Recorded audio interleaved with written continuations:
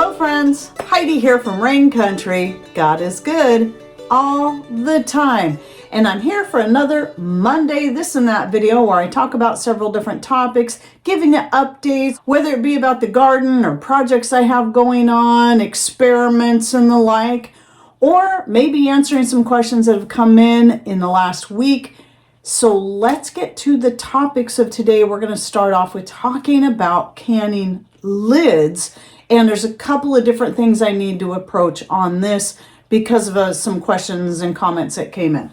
Now, when it comes to canning lids, at least in the US and I believe Canada too, the sizes for your canning jars, there's two different sizes. There's regular and wide mouth. So right here, this is a wide mouth, and I don't have a regular mouth jar sitting here, but it's smaller. So it would be the size of this lid right here. And so that means it doesn't matter what brand jar you have and what brand lids you have when it comes to sizes, as long as it's one of the two standard wide or regular mouth sizes. Now, I believe in other countries they might have some variations of the mouth size, but they're going to be completely different types of jars and lids for canning purposes. But when you're talking about your mason jars like this, just the two sizes, that means if you choose to go with Superb and you've never tried them before, they will fit your canning jars, whether it be Ball or Kerr or Golden Harvest or I'm going to say it wrong. I always forget the name. I always want to say Bernadine. I don't think that's right. But you guys know what I mean, especially if you're from Canada, because those are the ones that are sold in Canada, even though they're made in the US now. So anyway, just so you know that, if you're new to canning, we often think that this brand has to go with that brand. Nope. I'm always mixing up brands, and now that Superb is my top favorite lid, it gets used on any of my canning jars, as long as it's the regular with the regular and the wide with the wide. Now, let's talk a little bit about where different canning lids are made, because there's a lot of misunderstanding and even deception about some of these lids. Now, when it comes to Ball, Kerr, and that Canadian brand one, they're all owned by the same company now. Oh, and Golden Harvest as well. That goes for the jars, the lids, etc. And that is now called the Newell Company. Newell owns all those, and they are all manufactured here in the United States. Now, I will admit, for a while, I was getting suspicious that maybe Ball had outsourced to China, because that was during like the 2020, 2021, because a lot of people were getting the half-gallon jars, and they were breaking without them even canning in them. We're not supposed to can in the half-gallon jars, apparently, anyway, but just putting dried goods in there and sitting on their shelves, and then come back and find the jar was broken just sitting there. Several people had told me that, so I was suspicious that they were being made in China, but apparently I think what it was maybe they were trying to speed up the process because of the need for canning supplies during that time, and I think they probably just went a little cheap. But I don't know if they're being made better again. I have to assume they are. I have not needed to buy jars in quite a number of years, because I always happen to acquire some somehow. For example, I just got in some jars from Superb, also all manufactured, their jars and their lids, in the United States. And they sent me, I didn't even know they were going to do this, some regular mouth pints and some regular mouth quarts. So, you know, whether it be garage sales or family members just giving jars to me, I have more jars than I know what to do with. But I'm still always happy to, last year they had sent me some jars, and I used them all up so I could try them out. Great jars, no issues with them at all. Same with the lids. Last year I canned only with Superb lids, and 100% success rate, whether it be vacuum sealing or canning. Didn't matter what it was, 100%. Have never had that good of a canning season where everything sealed and stayed sealed. So anyway, this is one of the many reasons I am happy with Superb. So Superb is made 100% in the US. There is a link I'm going to put in the description box down below that where a lady was covering that and some other things.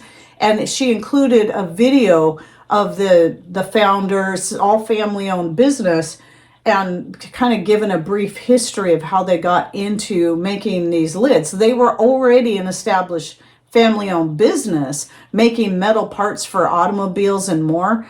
But then because of the crisis in 2020 with the canning, the Amish community was in need of canning lids and couldn't get any. So they started by hand manufacturing these lids, and then eventually kind of built production, and then eventually made them available to the rest of the public. So anyway, they have expanded. They are a great company. 100% recommend. Now, let's talk about a canning lid that a lot of people still assume and still believe to this day, and will even argue with me on this, that these are made in the United States. Well, this is all a matter of deceptive marketing. And I just want to put that out there. I'm going to go into more detail about this again in a video you'll see about 6 weeks from now. So, and I've covered this before, but I've learned some more details about this company that has got me even more very upset, and why I will never buy from them. And you'll say, well, why do you have lids if you'll never buy from them and never have bought from them? Well, because on 2 different occasions, they just showed up at the post office. I had never asked for them, never even heard of them before. And this was several years back. They just showed up and no note, nothing, just these lids. And so immediately because of that, I got suspicious. And I started looking around the box and looking around the box. And on the original box I had right here, down at the bottom, in small lettering, but at least it was in dark red, it said made in China. It doesn't matter that their website says USA at the top, or that they put a little American flag on there somewhere. It doesn't look like they've even done that with this newer box, because this is their newer packaging. But they had the American flag on there. It says something like American brand. Yeah, the brand is American. That's it. But now on the new packaging, can you see made in China on there? It's there. Can you see it right there? I'm going to show you a picture of a close-up right here where you might actually be able to make it out. If you're my age, you may need at least reading glasses or a high-powered magnifying glass, because it is white on white, or maybe I'll say a very, very pale gray on a white box. They've become more deceptive over the years. Yes, I know that they've been telling people, oh, we're going to move the factory to the US. It's never happened. It's been quite a number of years now. It's been at least 6 years. Still hasn't happened. No more word about it happening. And on their website now, if you even try to find anywhere, if you go to their FAQ where it says, who makes these lids, they never answer the question. They deflect. They word it in such a way so they can make sure they put USA in their answer, but it's not talking anything about who makes them or where they're made. So if you only skim their answer, you're looking for USA, you'll see a USA and think, okay, they're made in the USA. Wrong. In the post I made last week about Superb lids and how for the month of July, or at least until July 25th, you can get 25% off your order through our links as long as you go in and change the coupon code from RainCountry20. Just remove that and because if you go through the link, it often will add it automatically. Not always, but usually it does. If that happens, just remove that code, add RainCountry25, and you'll get 25% off your order. After that, after July 25th, it goes back to 20%. But at any rate, somewhere in the thread underneath that post, somebody had said, the conversation came up about 4 jars lids, where are they made, etc., etc. And someone who seemed, just by the way they worded it, a little annoyed said, 4 jars are not made in China, they're made in the USA. Well, they're believing the lie that they've been told. Because if you trust AI for your answer, they will lie to you on this one. I know for certain on this. It is a lie. It is not true. And any content creator that is sharing this, I don't want to assume that they're lying if they're telling you they're made in the US. Maybe they really did buy into the deception and they believe that. But I did come across a blog yesterday. I was looking up some more information, and sure enough, there was a blog somebody had put out there. I can't remember if I even looked at what year it was. I don't know if it was recent or years ago.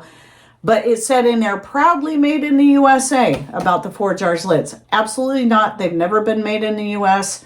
And I don't know if they ever will because of all the other deception around all this. I wouldn't trust them. And even if they do follow through on their word and finally move their factory to the US, I will never buy from them because of their deceptive marketing practices. Some other lids that are also made in the US would be like the Tatler or the Harvest Guard. Personally, I do not own Harvest Guard and never will, but I do have a great supply of Tatler lids. Also, a very great lid to have, especially once you learn the trick on how to properly get them to seal. It's just an extra little step you got to take. It's not hard at all. I've had really good success rate with my Tatler lids once I figured that out and learned how to properly use them. And yes, 100% made in the United States. And then when it comes to jars, another one I always forget to mention because I don't have any of these jars that are made in the US are the Anchor Hawking brand. So I would assume they're really good jars because I have some Anchor Hawking bowls my mother had gifted to me years ago, mixing bowls, and they're great. They're nice heavy duty bowls. And then as far as a few other lids that are not made in the US but instead are made in China that some people may use, that would be the Purr and the Denali brand, both made in China. And it seemed like there was another one I might not have written down. And then one popular brand of jar that a lot of people like are the Azure Standard glass jars. Unfortunately, they are made in China. I can understand if they don't have a US company to work through right now, and they certainly don't have their own factory for this. The jars are great jars. I ended up with a couple of them because of some products I bought that happened to come in the Azure Standard jar, and I love the whole organ. I can't remember I don't remember what mountain it is. Mount Hood, I think, is on there. And so they're really nice looking jars. I know a lot of people are happy with them, but it does say right on the box, not trying to hide it, made in China. Just so you know, a lot of people might assume because they use the Superb lids with those jars that it's all made in the US. Nope, just the lids. So I do hope that Azure Standard at some point will be able to start getting their jars made in the US, but at least they're not trying to hide it or be dishonest about it, and that I can appreciate. Anyway, one of the things I wanted to bring up is right here. It's kind of clumped in there, so I'm going to have to stir it up. This is my original laundry soap that I was making when I first started my channel. Basically just using 2 ingredients, which was my homemade bar soap and washing soda, and then I'd powder up the soap, I'd chop it up, powder it up with the washing soda, and that was my laundry detergent for several years until we got a new washing machine, and I noticed a buildup from using this inside the tub right away. I never saw that in my front loader Maytag that finally bit the dust one day and there was no fixing it. That's why we had to get a new one in 2020. So I realized I was going to have to come up with something that did not have soap in it. And I came up with a washing powder, which now I only use 2 ingredients in that as well, which is just baking soda and washing soda. Initially, I was using salt, which can be a good option. But if you're concerned about your septic or the salt maybe rusting out any of the machinery inside of your washing machine, just leave the salt out. The salt is good to add to it to make it a more multi-purpose powder, cleaning powder, which is great for scrubbing tubs, sinks, toilets, etc. That salt just adds a little more coarseness to make it scrub better. However, I still had this made up and I'm like, this is still sitting there. What am I ever going to do with this? Because I don't want to use it in my washing machine anymore because of the buildup it was creating right away. Well, I remembered it the other day and I thought maybe I should try this for cleaning the tub or the sink or the toilet. And I did, and it worked great. So the soap in there works good for helping to remove any of the greasy stuff, especially in your tub or your sink.